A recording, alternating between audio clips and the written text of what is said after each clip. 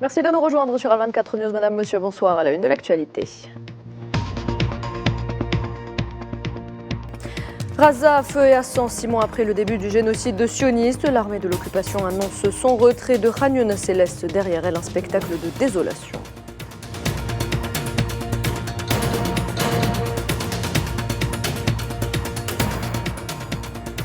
Les forces sionistes qui se sont retirées définitivement de l'hôpital Al-Shifa, le plus grand de la bande de Gaza, après l'avoir réduit en poussière. L'heure est aux identifications de parties de corps en décomposition avancée et enterrées de façon barbare.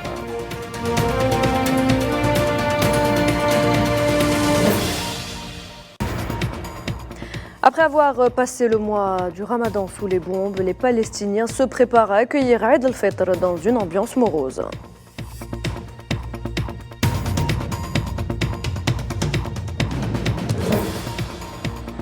Ahmed Attaf à Nairobi pour une visite officielle à la demande du président algérien Abdelmadjid Tebboune. Objectif renforcer les relations de coopération et d'amitié historique entre l'Algérie et le Kenya.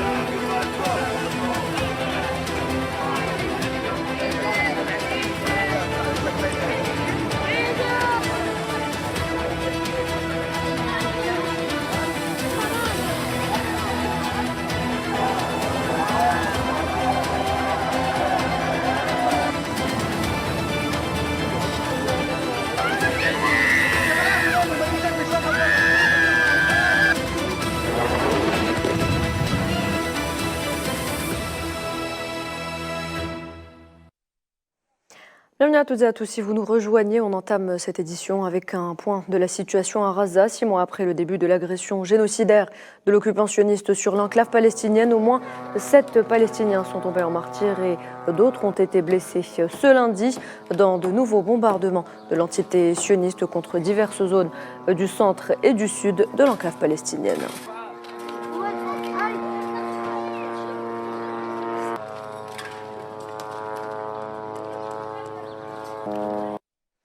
À retenir également que plusieurs Palestiniens, dont des femmes et des enfants, ont été tués ce lundi à l'est du camp de Marazi, dans le centre de Gaza. La région a été la cible de plusieurs bombardements de l'armée sioniste.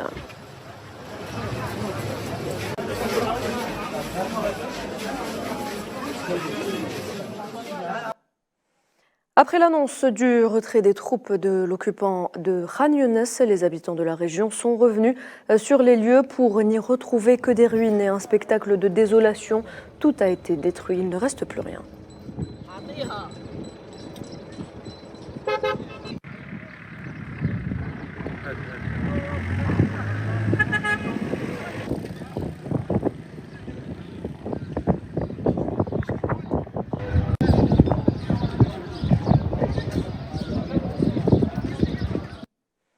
Les forces sionistes se sont également retirées de l'hôpital Al-Shifa. On le rappelle, plusieurs employés, dont le directeur de l'établissement sanitaire Khalil Hamada, étaient de retour dans la région pour essayer justement d'identifier les parties de corps des martyrs. Parmi les décombres en état de décomposition très avancée, les Palestiniens tombés en martyrs à l'intérieur de l'hôpital ont été enterrés de façon barbare. L'hôpital Al-Shifa, le plus grand de l'enclave palestinienne, a été réduit en poussière par un raid sioniste de 2 semaines.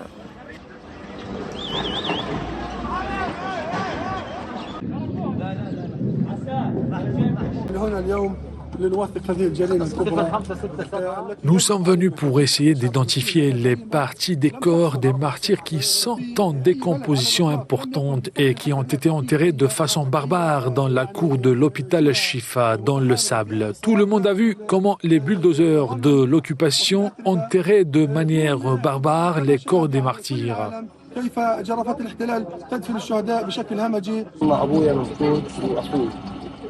Mon père et mon frère ont disparu. J'ai aussi des parents qui ont disparu de l'hôpital Al-Shifa. L'armée d'occupation sioniste les a emmenés et nous ne savons pas s'ils sont morts ou vivants. Les sionistes arrêtaient ceux qu'elles soupçonnaient et disaient aux autres d'aller au sud de Gaza. Ils nous ont dit de quitter le complexe d'Al-Shifa et de nous occuper de nos affaires. Ils nous ont donné 5 minutes pour partir.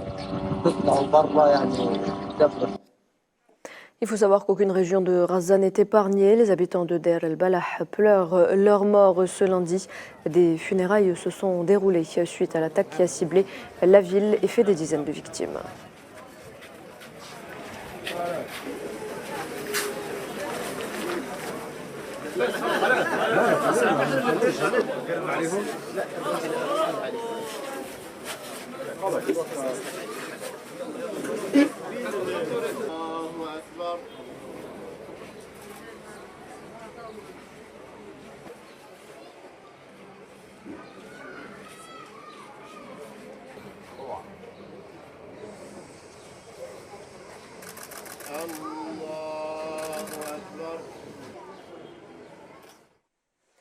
Le bilan des victimes ne cesse de s'alourdir depuis maintenant 6 mois. 33 207 Palestiniens ont été tués et 75 933 autres ont été blessés depuis le 7 octobre dernier.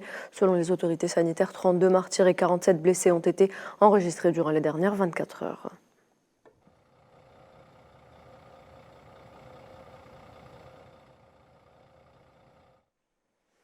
En plus des bombardements, une famine sévère touche l'enclave palestinienne. D'ailleurs, le programme alimentaire mondial a renouvelé ce dimanche son avertissement selon lequel la famine approche plus que jamais dans le nord de Gaza. Dans un message publié sur la plateforme X, le PAM assure que le choix à Gaza est clair, à savoir une augmentation de l'aide humanitaire ou la famine.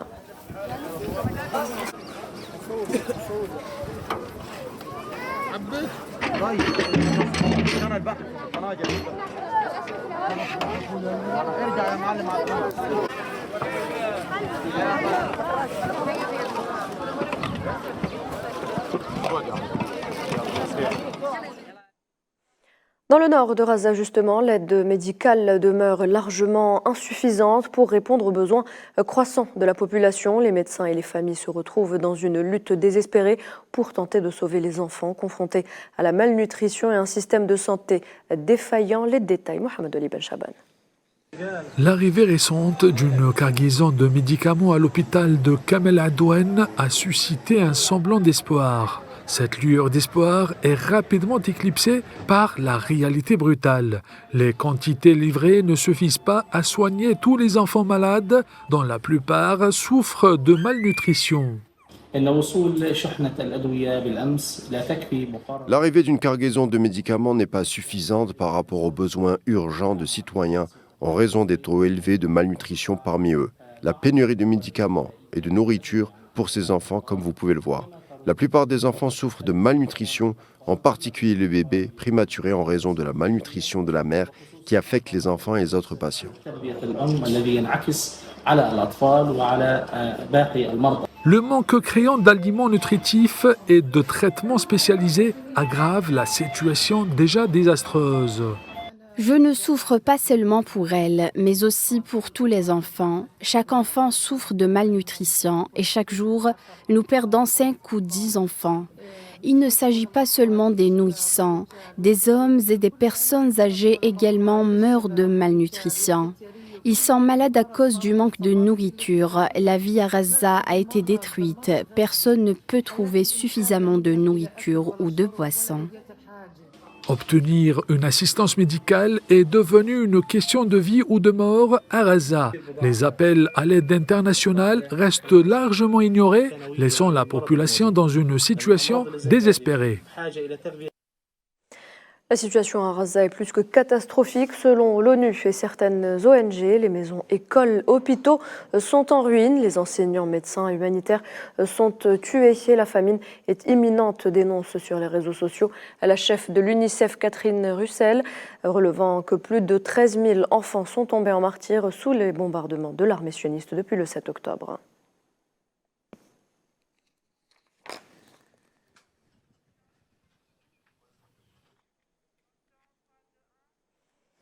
Et plus d'1,7 million de Palestiniens ont été contraints à fuir leur foyer depuis le début, il y a 6 mois, on le rappelle, de l'agression génocidaire sioniste à Gaza. C'est ce qu'a déclaré ce dimanche l'Office de secours des travaux des Nations Unies pour les réfugiés palestiniens. Dans un message sur la plateforme X, l'agence onusienne a déclaré que les installations de l'UNRWA ont été transformées pour fournir un abri d'urgence à des milliers de familles en quête de sécurité et n'ayant nulle part où aller, ajoutant qu'aucun mot ne peut rendre justice aux horreurs que vivent les habitants de Gaza au quotidien. La vie de 2 millions de personnes a été bouleversée. Beaucoup ont perdu tout ce qu'ils avaient de plus précieux, leurs proches. Tout manque sauf les cœurs en deuil.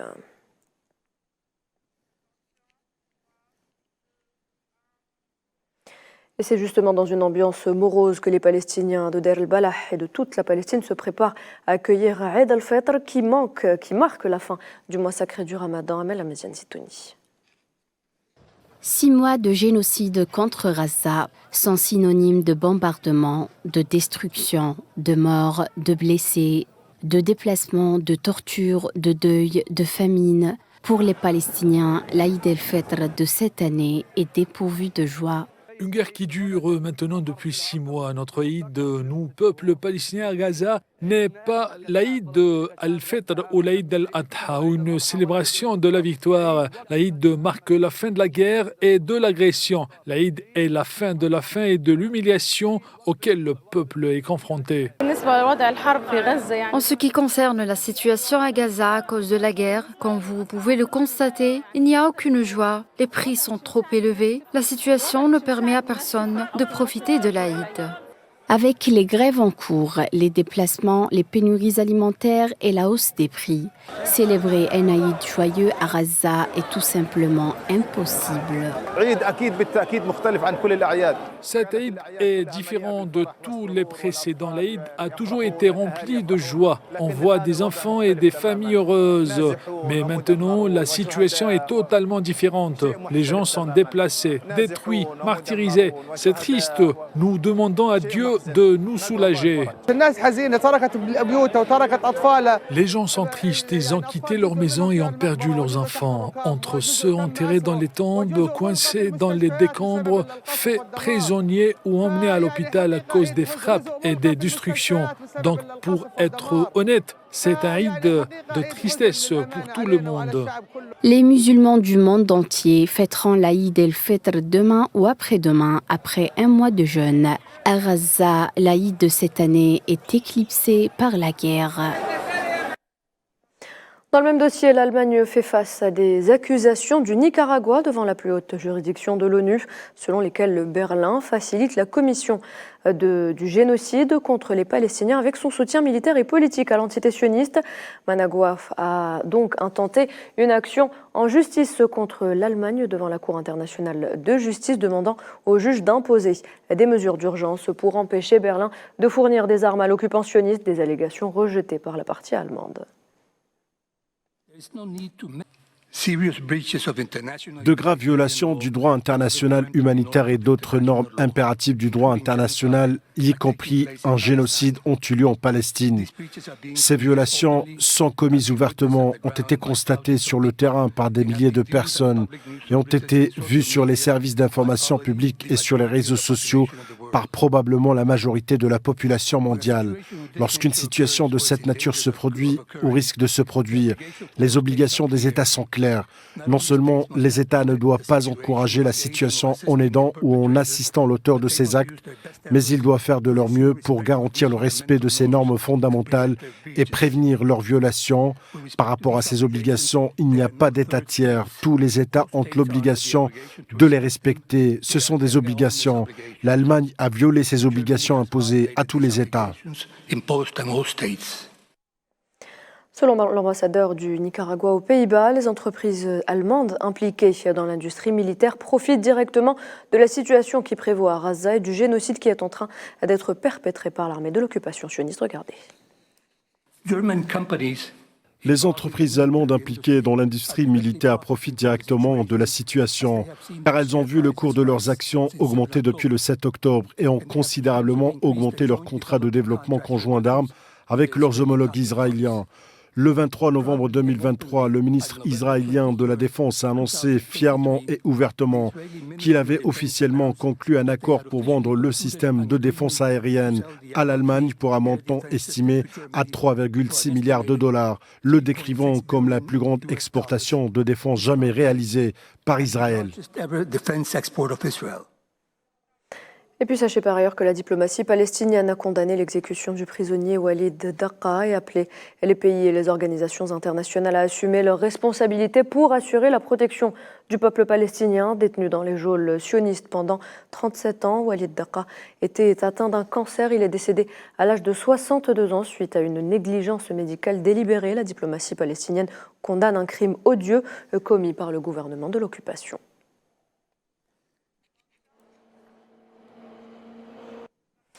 De nombreux dégâts ont été causés par un raid des forces sionistes dans le camp de réfugiés de Balata, à l'est de Naplouse, en Cisjordanie.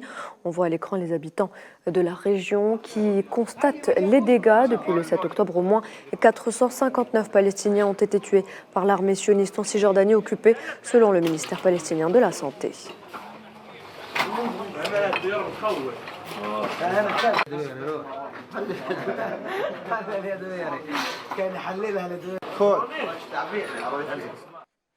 Toujours en Cisjordanie occupée, la ville de Tulkarem et plusieurs zones de Cisjordanie occupée ont été prises d'assaut ce lundi à l'aube par les forces sionistes qui ont détruit plusieurs infrastructures. Selon des sources locales, les forces de l'armée d'occupation et leurs bulldozers ont détruit des infrastructures et des rues et qu'ils traversaient, ainsi que les réseaux d'électricité, d'eau, de téléphone et d'égouts.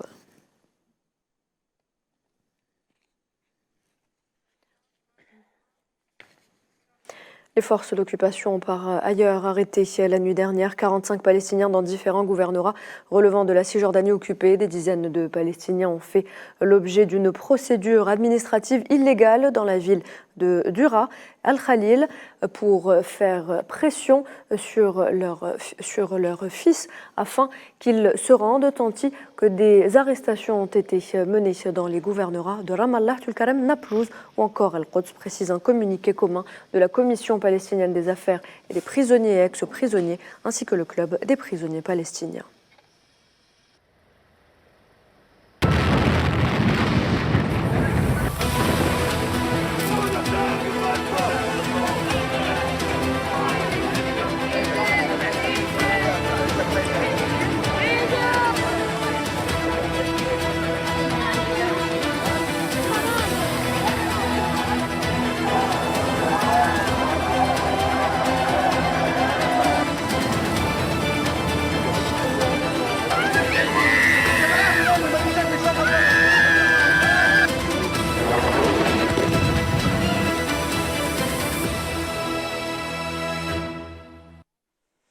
Dans l'actualité également, chargé par le président algérien Abdelmadjid Tebboune, le chef de la diplomatie algérienne Ahmed Attaf a entamé ce lundi une visite officielle bilatérale dans la capitale kenyane Nairobi.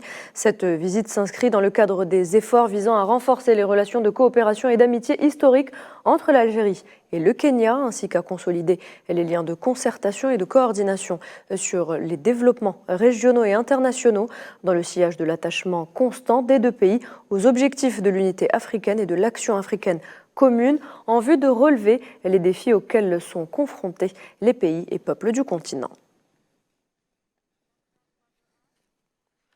Et puis en mot d'énergie, le groupe Sonatrach et Total Énergie ont signé ce lundi à Alger un protocole d'accord visant à consolider leur partenariat et à développer les ressources d'hydrocarbures de la région nord-est de Timimoun.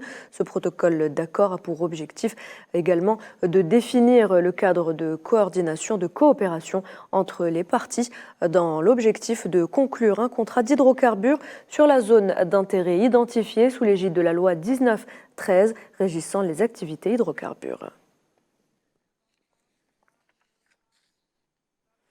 La direction de la navigation aérienne espagnole rectifie la carte falsifiée qui incluait le Sahara occidental au Maroc, suite aux informations publiées par le quotidien espagnol L'Independiente en début de semaine dernière.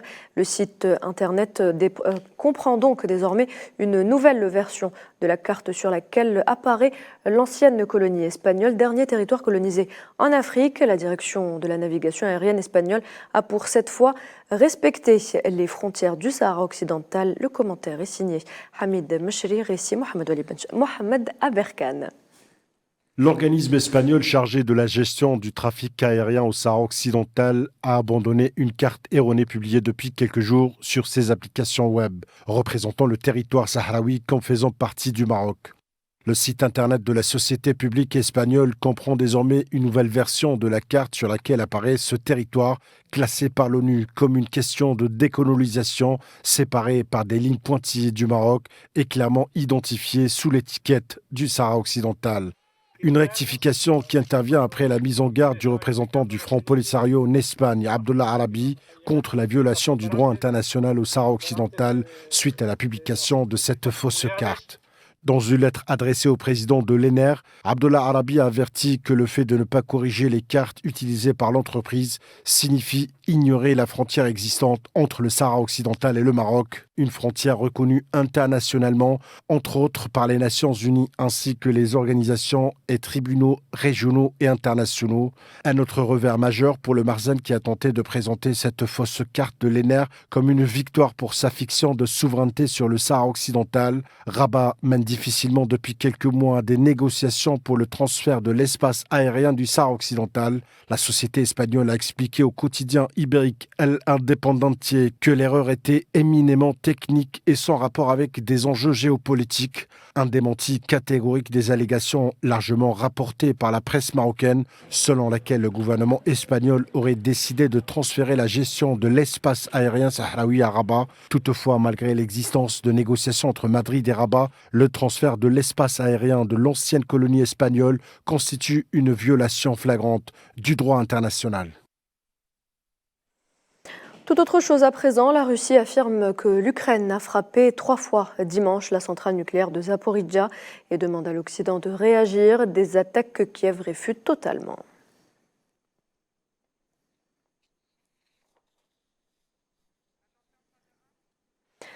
Et le chef de la diplomatie russe, Sergueï Lavrov, en visite officielle en Chine, une visite officielle visant à resserrer les liens avec Pékin, partenaire clé de Moscou.